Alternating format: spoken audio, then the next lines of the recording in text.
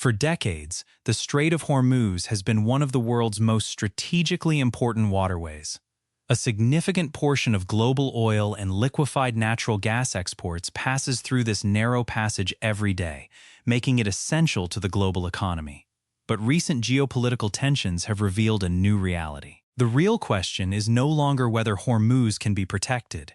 It's whether countries can reduce their dependence on it altogether. The biggest lesson isn't about military power. It's about infrastructure. For years, analysts focused on aircraft carriers, naval fleets, and missile systems as the key to securing the Gulf. Today, governments are investing just as heavily in pipelines, ports, railways, and logistics corridors. The goal is simple. If one route becomes vulnerable, another must already be operational. Saudi Arabia understood this challenge decades ago. It built the East-West pipeline, allowing crude oil to reach ports on the Red Sea without relying entirely on the Strait of Hormuz. Instead of placing all its exports through a single maritime choke point, the kingdom invested in geographic flexibility. That decision now looks less like an engineering project and more like a long-term strategic investment. The United Arab Emirates adopted a similar strategy through its pipeline to Fujairah on the Gulf of Oman. Although it cannot replace every barrel exported through Hormuz, it provides an alternative outlet during periods of instability. Together, these projects demonstrate how infrastructure has become a critical part of national security planning.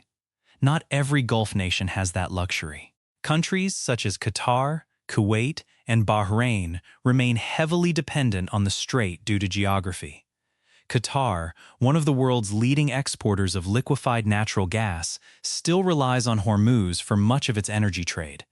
Developing new export routes would require massive investments in pipelines, processing facilities, and regional cooperation, projects that take years to complete. Iraq faces a similar challenge.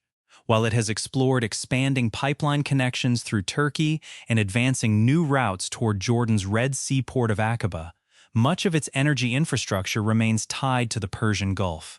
Diversifying those routes could strengthen long-term resilience, but doing so will demand sustained investment, political stability, and cross-border partnerships. Perhaps the most unexpected country in this story is Syria. For more than a decade, conflict prevented Syria from serving as a reliable transit corridor. However, if reconstruction continues and regional cooperation improves, its geographic position could once again make it an important link between the Persian Gulf and the Mediterranean. Proposed pipelines, highways, and railway projects could transform Syria from a battlefield into a strategic logistics hub connecting Asia, the Middle East, and Europe. But geography alone cannot guarantee success.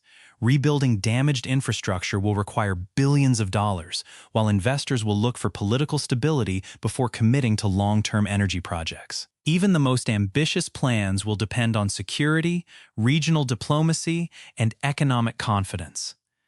There is another challenge that often receives less attention. The fastest-growing energy markets are no longer in Europe. They are in Asia. Countries such as China, India, Japan, and South Korea continue to import enormous volumes of Gulf energy.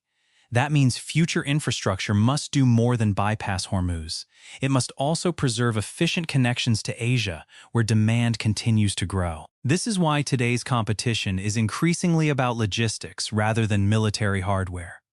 Ports, pipelines, rail networks, and industrial corridors are becoming strategic assets capable of shaping economic influence for decades. Nations that build resilient trade networks will be better positioned to withstand future disruptions, regardless of where they originate. In many ways, the Middle East is entering a new era.